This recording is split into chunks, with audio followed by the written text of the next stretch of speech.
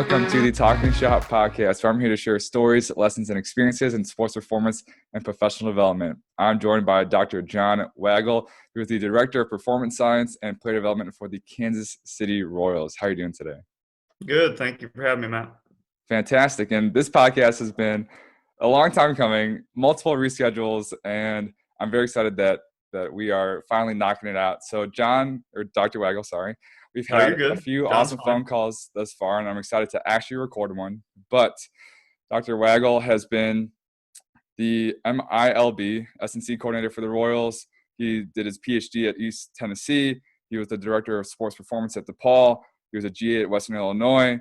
He's spoken at Altis. He has over 20 publications, and he's done everything in between. So for those who are not familiar, can you please share a little bit about your background?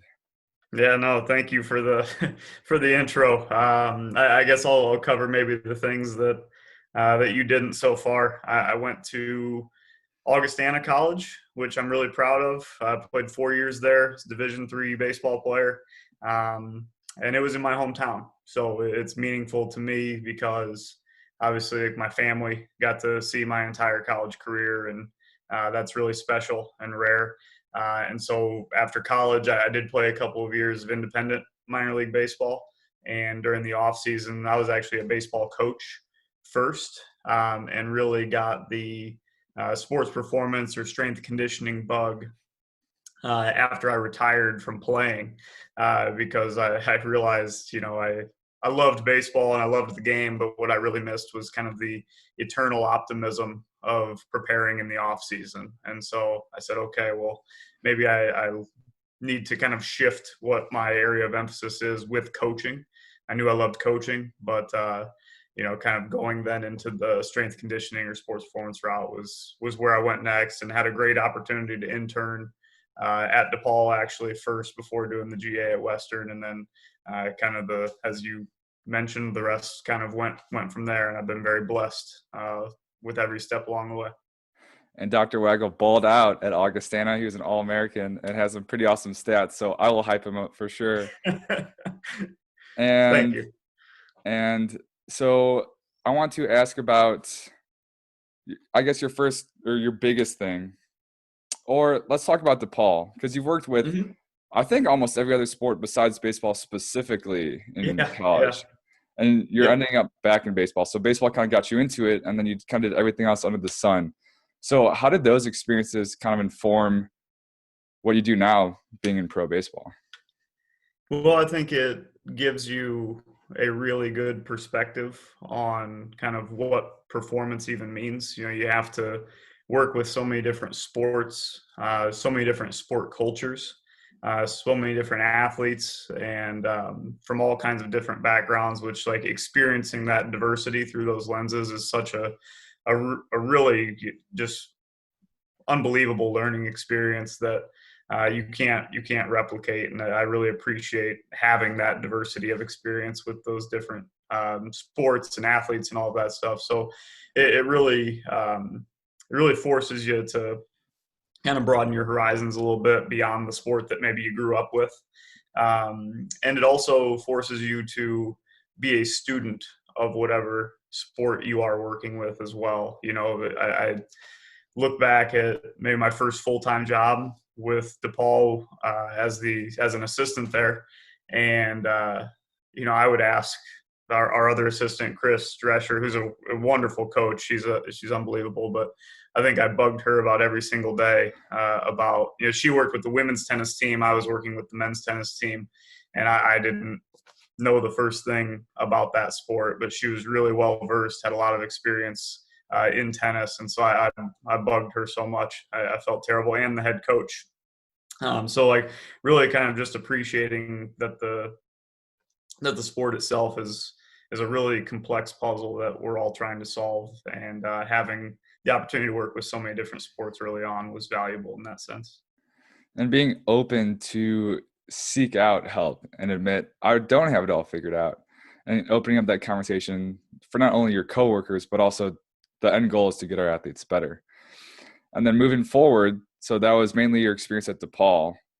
Your decision to leave DePaul, which we've chatted about a little bit in the past, to do your PhD? So basically go from a full-time job to being a student again for 3 years. Kind of what factored into that decision? And of course, it's obviously paying off now, but kind of just leading up to your PhD. Yeah. Leaving DePaul was one of the hardest decisions I have ever had to make. I mean, I cried like a baby with every team I had to tell, with every administrator I had to tell. I actually gave them like 5 or 6 months notice that I was leaving. It broke my heart. I really loved that place. So the motivation to leave had to be a really just one, in my opinion. And I looked around at the field, who I really admired, and some of the people I had never met at the time.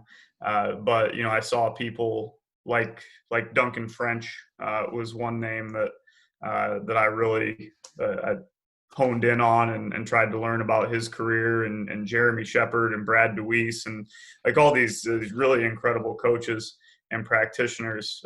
And they all had this thing in common where they were subject matter experts in something. They had terminal degrees. They were really well versed in particular subject areas, and that was something that I was lacking. I mean, I tried to keep up with the literature and stay current and learn as much as possible, but I felt that I needed to take a more formal, deep dive into, in my case, physiology. And so that was really the driving factor, that if I wanted to one day kind of be in any conversation with any of those world-class practitioners, like that was a step I was going to need to take. And so it was, like I said, a really difficult one, but I also knew it was the right one. And part of that too was, obviously East Tennessee State has legends in the field. Like they have Brad DeWeese there teaching and coaching, and Dr. Mike Stone is there, and Coach Meg Stone is there. And at the time, Dr. Kimi Sato was there, and Mike Ramsey. And there's just this laundry list of people that are just amazing to learn from. And so even like when it gets down to selecting a program, for me, all roads kind of led to Johnson City, just because they had such an elite faculty. And on this topic of becoming a content matter expert, so you're in pro baseball. Would that be, or I guess, what would you consider your content to be an expert in? Broadly, probably physiology, but there's obviously some key areas kind of tucked underneath that. And really, my dissertation gave me an opportunity to dive into a few key areas. I mean, the dissertation topic itself was accentuated eccentric loading, so that's probably one area we can point to. It's tough to like talk about that stuff of yourself, but also having the opportunity to share an office with Brad DeWeese for 3 years, like you learn a lot about speed development, and so that's an area I'm also pretty comfortable with. But that's also something that you continue to try to learn more deeply in the area of physiology, but also kind of expand to some other areas. And so that's kind of in the post-PhD realm of my career, it's kind of broadening and gaining some level of expertise in these other areas. Yeah, it's that argument of the specialist or the generalist. And with your PhD being in the accentuated eccentric loading, and then you're in pro baseball now, but your PhD is in physiology and kind of everything you've done. With the people you mentioned, like Duncan French, he's at the UFC combat sports and things like that. Just kind of how, I guess we'll dive down this rabbit hole. Just last question. Mm-hmm. What do you feel is more valuable nowadays, the specialist or the generalist? Oddly enough, I get asked this question quite a bit, so I have a relatively canned answer. But it's called being a T-shaped person, and so a T is that, and so the stem of the T is that subject matter expertise that you mentioned. Like there's a great depth of knowledge in one key area, But then the stem of that T, that you do have like some level of expertise or some level of knowledge in a lot of different areas. And so for us, or for, like practitioners in sport, we may not be like subject matter experts in quantitative analysis in the same way that someone that works in research and development does, or something like that. But we do have to be able to take data and make sense of it, and tell stories with that data, and to unpack aspects of performance with that data. And so, like, we do need to have some level of expertise in quantitative analysis, for example, which I think like statistical literacy is really important for a couple of different reasons. But and we have to know some stuff about biomechanics and coaching and skill development and all kinds of key areas. And so that's where the breadth of knowledge on the cross of that T becomes really, really important. And so it's not that you can always have your cake and eat it too and be an expert in everything, but with all the people that you have to interface with, you do have to have some base level of knowledge in order to be able to communicate and have conversations at the very least.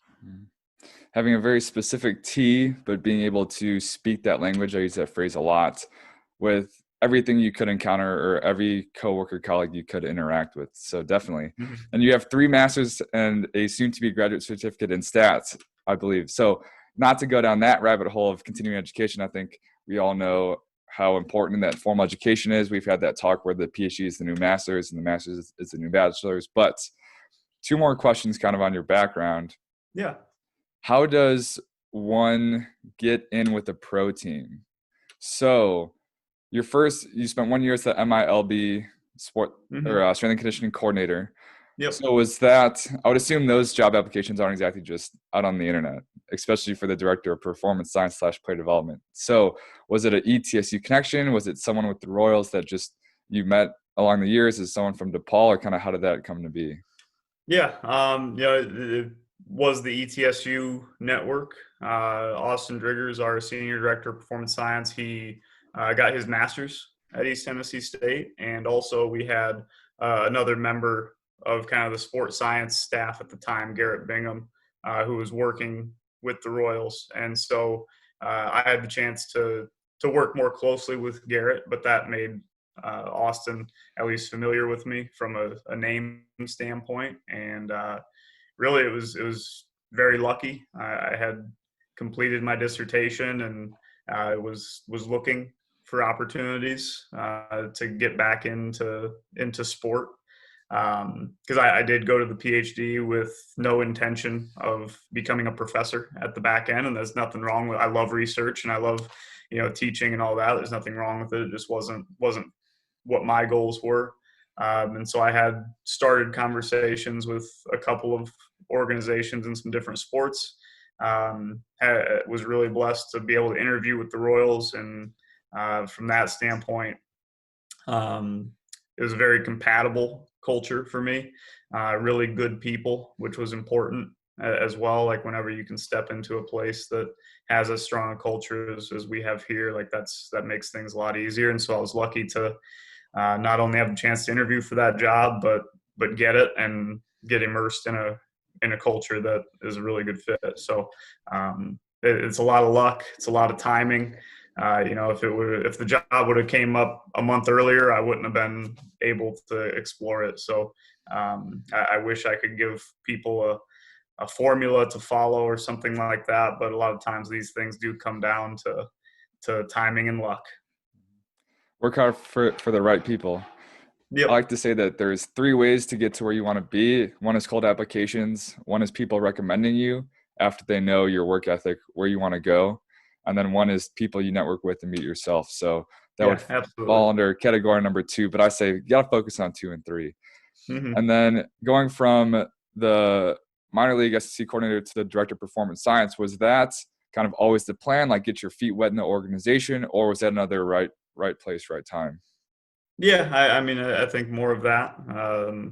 We made quite a few changes to our player development system over the off season, and that happened to be one of them. And I still have responsibilities and accountabilities within strength conditioning, so that's really, really fun. But just being able to kind of spread out and help in some other areas has been a good opportunity too. And I certainly think that having, though I'm not nearly as good as any of the people that I get to walk around with every day from their past playing careers, but having some familiarity with the game is certainly helpful to be able to make a transition like that.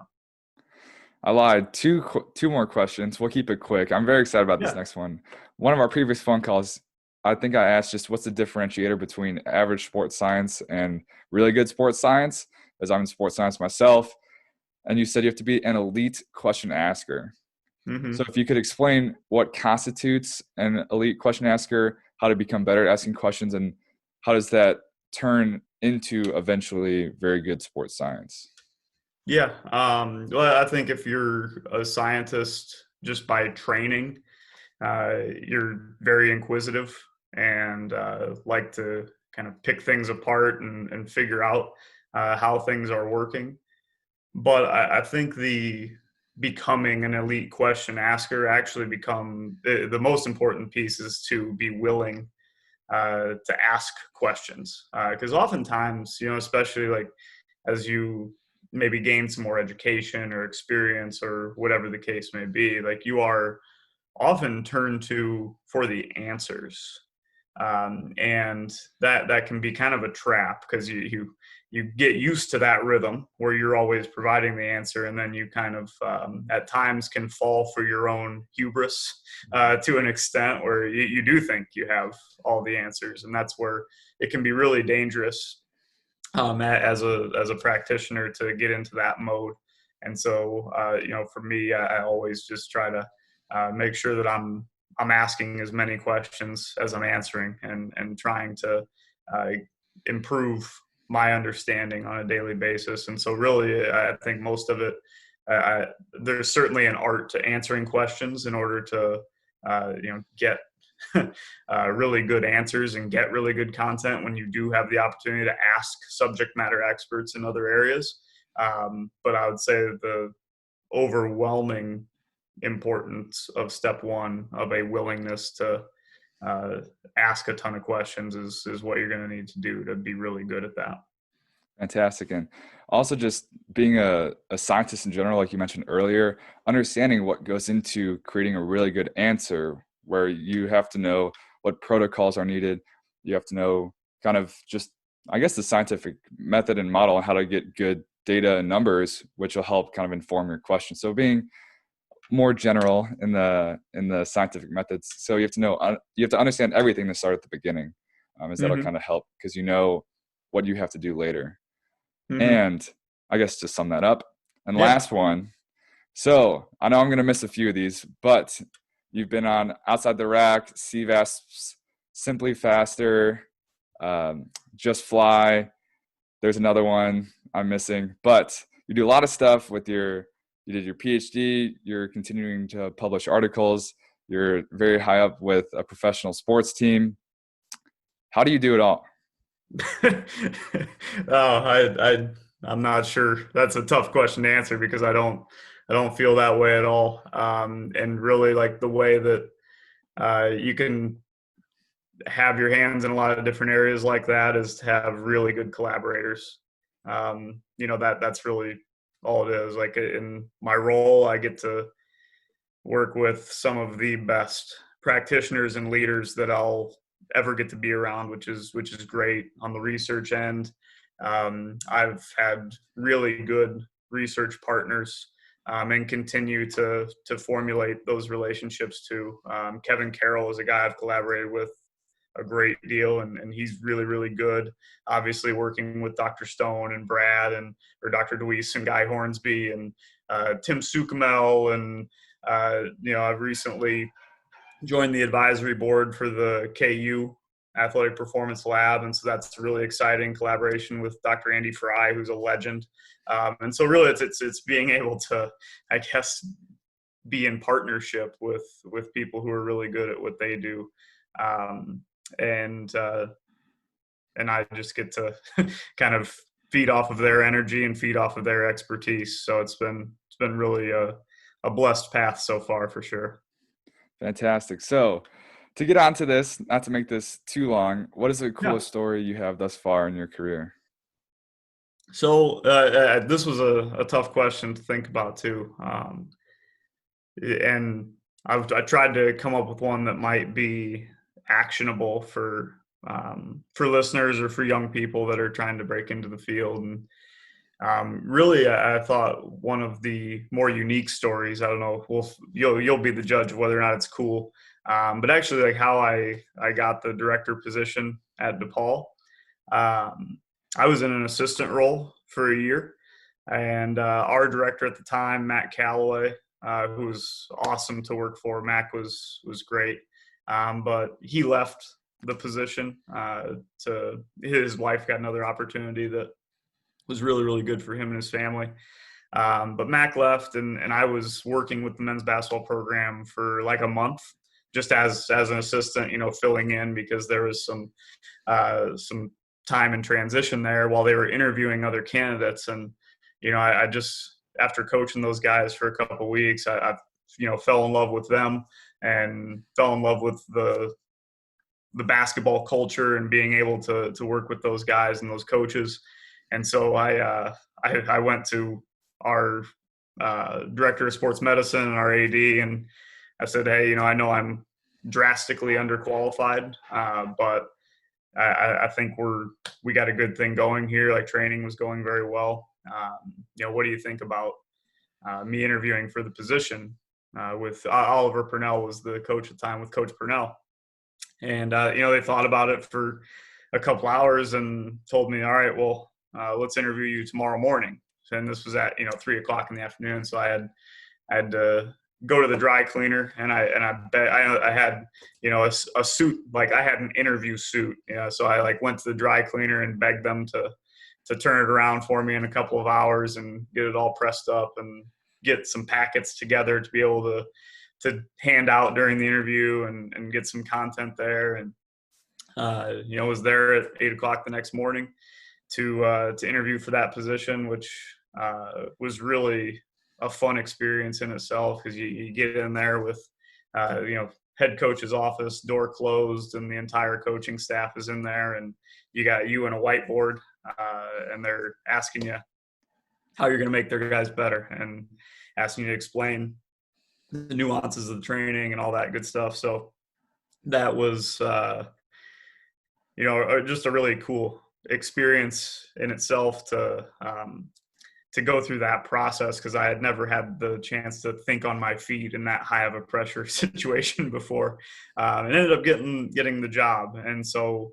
I guess kind of the lesson that I learned was, it's super important to stay humble and to stay, kind of grounded in that sense. But there's also something very valuable in believing in yourself and believing that you can do a job. And when you do feel that way, don't be afraid to kind of take a swing at it. And you're not gonna get everything, and not everyone's gonna turn out the way that you wanted. I was really fortunate that this one did. But if I would have never gone in and said like, hey, I'd like to have a shot at this, somebody else would have gotten hired and they would have done a great job. But I would have never had the opportunity that I did to lead a department that young and make the mistakes that followed there and learn as a leader and learn as a coach, and have those experiences. So I'm really almost grateful that I was crazy enough to march into my boss's offices and tell them that I'd like to interview for that job. So it was a good experience. A phrase that applies to that is a closed mouth doesn't get fed. The closest phrase that I know. And of the three things I mentioned earlier, the last two, people can't help you out unless they know where you want to go, where they know your goals. So it's a combination of speaking it into existence, but also just kind of putting it out there, similar to collaborating with all of the awesome people that you've collaborated with, and being able to just to put yourself out there, I guess, be vulnerable, whatever phrasing we kind of want to use, but also already having that rapport. If you were one semester into DePaul and you said, hey, I want to be the director, that conversation probably would have went a lot more different than you'd already worked with the team before. You'd been there for a few years. They knew your work ethic, and now they knew your goals, so they could kind of put it all together. Because in professional development, networking, whatever we want to call it, a consistent theme I've heard is no one gets jobs by cold applying. So you have to remember that it is all about humans and that connection piece to it. And you can't just put yourself out there, oh, hey, I want this job and you should help me out just because. There's a lot of awesome, wonderful people like yourself giving me some of your time. I know you're a very busy guy, but I only asked you to be on my podcast because we had multiple phone calls. I felt comfortable. I thought you would say yes. But imagine if we hopped on the phone for the first time and 20 minutes in, I was like, hey, I want you to give me another hour of your time just because, Mm-hmm. Yeah. And I guess to talk about how we met, because I didn't say that at the beginning, Kyle Voigt, he was nice enough to give me your contact information, but that was only after like two-hour phone calls with Kyle. Mm-hmm. And I felt very comfortable with him. We kind of connected. And Kyle's I said, great. if there's anyone that you feel comfortable me reaching out to on your behalf, I know you're putting your name out there, but I really appreciate that. After I had established that rapport and that connection, and I felt comfortable in that context, similar to you at DePaul. So I think that was a unique but also a very cool story. Mm-hmm. Yeah, and you also have to, when you're doing something that crazy, like it was good to get, one piece I missed was I did get feedback from other people before going and talking to Sue and Jeannie. I talked to the coaches that I had worked with, my coworkers. All I had to say, hey, like, is this something that you think I could do? And having that feedback, and even some of the coaches said yes, but this is what you're going to have to do differently. This is what you're going to have to work on. Like, that was really important. Maybe not in securing the position, but in being successful in it. So then those are two different things that we forget about too. Yeah, going back to being an elite question asker, where it's the first thing is just being willing to ask those questions. You can't get that feedback unless you ask. You can't get that job unless you ask yourself, can I get it? Should I do it? So being able to ask those questions to yourself, being vulnerable, asking your coworkers, and also them being willing to give you that honest feedback. So everything coming together, definitely. What is the story most fundamental to your development / leading you to now?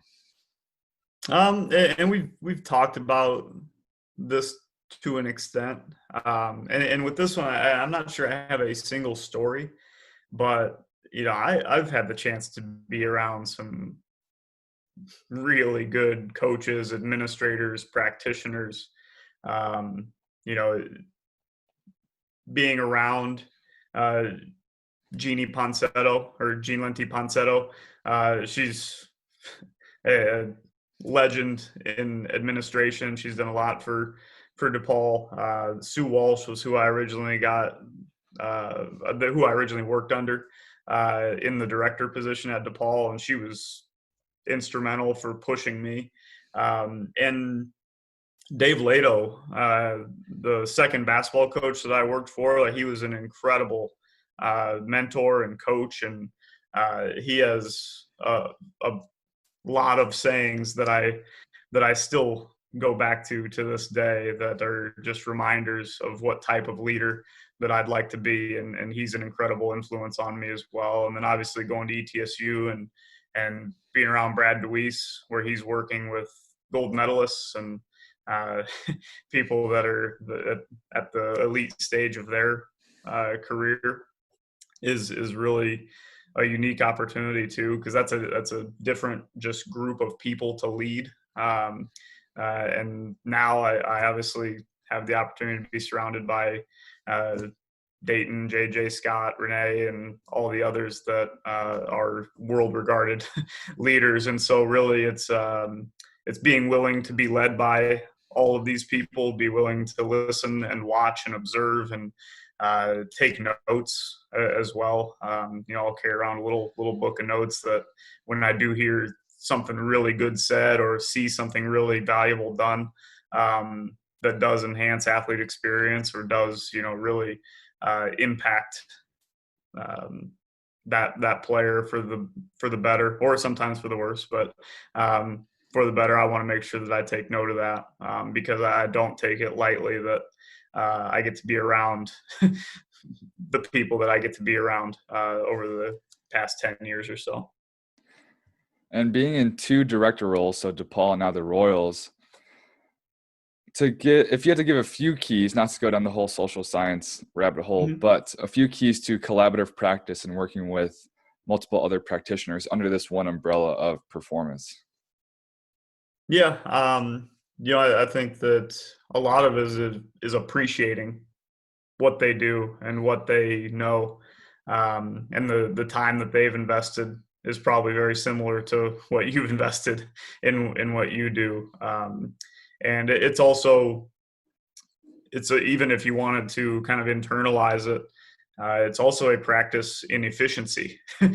So if I can very, very quickly gain some knowledge or gain something that's going to impact the way that I do my job by taking from another discipline or taking from another subject matter expert, that's good for everybody. Most importantly, that's good for the athlete, because we get to efficient performance solutions in that way by us all being kind of willing to take in the expertise of others. And so when you get to be surrounded by people that are all really, really good, like I pretty much everywhere I've been, that's been the case. It is just as simple as kind of reminding yourself how good they are and being willing to leverage their skills to help augment yours. Fantastic. And last big question, what is the story you're most proud of thus far in your career? This is going to be multiple stories again. I don't think that any of us get into this business for ourselves. So like putting myself in the center of a story seems like kind of I see what you're doing there. Yeah, but there's two kind of key areas or key like subgroups of people that you really get to impact. The first of which is the athlete, who's obviously like the reason that we do a lot of these things. But in past roles, seeing guys get the opportunity to play in the NBA is really remarkable. Two guys that are particularly special from my time at DePaul, Mike Henry and Billy Garrett Jr. being able to play. Mike played for the Thunder for a while, the Grizzlies for a while, and then Billy's been mostly with the Knicks. And like seeing those guys just have the opportunities that they did was really, really great, because those two poured their hearts into everything. Certainly had obstacles that they had to overcome in order to have that seat at the table. And so when they get that, like that is the pride that is unmatched by anything else. And I think the other subgroup there is the people that you get to mentor and that you get to supervise or lead, and seeing them go on to have really great opportunities as coaches and be able to have those types of stories themselves is really, really valuable now too. And I guess, before moving on from the athletes now, it's really great because, when players get called up, that's a really special moment for them. It's once in a lifetime. And being able to be part of that is really cool. And being in the clubhouse at a time where a guy gets a call is something that's second to none. So, between the athletes, you get to have their most memorable story, and the coaches that then get to have opportunities because maybe you opened one door for them or gave them one little bit of advice that really helped them out. Like that's really what I think we're all in this for. And so those are the stories that you end up being most proud of. Speaking on mentorship and collaborating with people and not being able to do it all by yourself, besides being at ETSU, could you speak on a mentor you had or just an experience like that? Yeah. Even kind of my first mentors out of undergrad, really were Luke Johnson, who's the head baseball coach at North Park University, and Steve Hardman, who's the head baseball coach at Dominican University. And those two are blue collar, hardworking, like students of the game, students of their craft, really caring people, family oriented people as well. And so they're people that, I think a lot of times when you think about answering a question like this, because I ended up in sport performance or sports science, that these early stage experiences weren't necessarily maybe impactful, but actually it's quite the opposite. Luke and Steve were exactly the mentors that I needed right out of undergrad. They're great, or they were great. I'm sure they still are, at lighting a fire under your butt and motivating you and getting you pointed in the right direction to make yourself better. And so I kind of, since they've lit that fire, I've tried to just keep it going. And so those two were really impactful on me, even really early on, and gave me the opportunity to coach, which is a rare opportunity when you're fresh out of undergrad too, to be able to coach guys that you're a year older than, and even played against a few of them. So their belief in me and belief that I could do the job too was really impactful too. And going back to the generalist specialists kind of debate, if we keep going to the same people for the same questions, we're going to keep getting the same answers. And that's people staying within sports performance or their actual sports. And it can be even as kind of different from performance specific to just mentorship in general, and how getting out of your comfort zone is going to change that lens a little bit. It's going to change the questions you ask. It's going to change how you view your job, what it can and can't be, and potential impacts you can make. So very cool that it was something not directly related, like you said, to what you do now and how impactful it is. Yeah, and I think people too, and myself included, like I think we forget about the impact that our families have had on us as well. You get a little bit older and you forget that, in my case, like my mother is an absolute rock star. Like she's a world-class leader in her own regard, works for John Deere, works as hard as anybody. Like you don't getting the opportunity to observe that level of work ethic for 18 years before you go to college, like that's something special. And my grandparents were also, I mean, amazing people, caring people, hardworking, blue collar folks that did everything for the people that they cared about. And like I don't think that you can get into this business without seeing those types of examples early on as well, because it does make you appreciate all the relationships that you get to develop. Appreciate, that's the word I was going to use, being appreciative, like you said earlier. Mm-hmm. So last big question, what are 1 to 3 actionable things the listener can start doing tomorrow to become better? Yeah, and I've touched on a couple of these so far, but I am a believer in doing your best to be a subject matter expert, in something, whatever you're passionate about. Like you need to go and do your best to become a subject matter expert in something. A lot of times, like you do get hired for your skills, and so being able to bring something to the table that differentiates you is really, really important. And even when we make hires at when I've made hires at any place that I've been, I've tried to find somebody that brought a differentiating skill set to the staff. I think the second thing that people can do to become better starting tomorrow is to improve their statistical literacy, because I think this one goes both ways. I think that it gives you a better filter when you're taking in new information, when you're reading research papers, when you're communicating with other practitioners. Like it gives you a better filter for good, bad, and indifferent information. But also, we talked about being an elite question asker, but at some point, like I've got to be able to answer those questions. And sometimes that's for myself. And so by having a stronger background in statistics, you're better equipped to ask and answer good performance related questions. And so I think that's a key area. And then the third thing, I think it's really popular on social media and everything to have a intimate understanding of complex adaptive systems and to view performance through that lens. And I think being a systems thinker, for lack of a better term, is really important for people as well, because it helps you acknowledge the complexity of performance and then build systems to help manage it.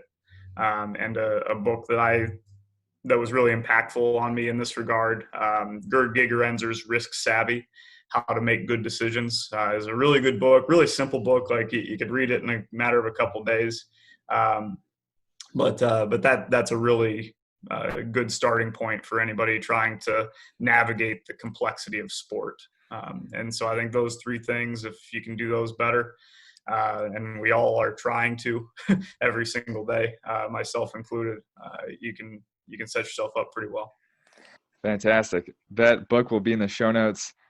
And all of those three, a little bit different than answers I usually get, some very specific to the field, but also anyone in sports performance can really benefit from that. Now, of course, people in sports science, the stats might apply a little bit more, but we had this conversation the other day where it can just be going through a free Coursera. It doesn't have to be anything close to rocket science. And then to touch on the first thing you said about anything you're passionate about, just develop that skill more, you know? Yeah, that's a lesson I've learned is I've tried to, in the past, I would try to kind of like bulldoze my way through content because I felt like I needed to know it. And there is a time and a place to just kind of grit and bear it, for lack of a better term there. But like it's been a lot more rewarding and a lot more impactful to like my personal development when I go down rabbit holes that I'm really interested in.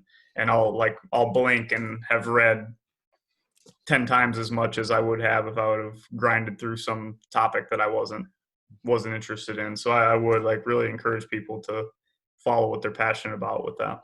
Yeah. And so there's part of the T that you kind of just got to do. And there's some of the T that you love doing, but you have to know what that stem is first to sum that up. And then complex adaptive systems and that book, I'm looking forward to getting that book myself. Just something about fiction books just doesn't do it to me. It's got to be nonfiction. It's got to be actionable and applicable. So 3 very awesome things. Last, I will open the floor up to you. Where can the listeners get more of you? I'm probably most accessible on Twitter. I haven't quite turned the page to other social media avenues yet, but my handle is at Dr. John P. Wagle, and I'm pretty open to messages and things like that. So if anybody wants to follow up, I'm happy to do it. I remember you mentioned that you posted about the Royals performance internship just because you had the most followers of everyone within the- No, I think that was I think we were just trying to get really good candidates, and so we didn't have at the time, we still don't, but a kind of department way. So we were trying to just be strategic and see what the deal was. So I think that was more the joke on me that we had to post it there. Fantastic. So thank you very much for your time. I'm glad we finally knocked this out, and I look forward to chatting next. Yeah, thanks, Matt.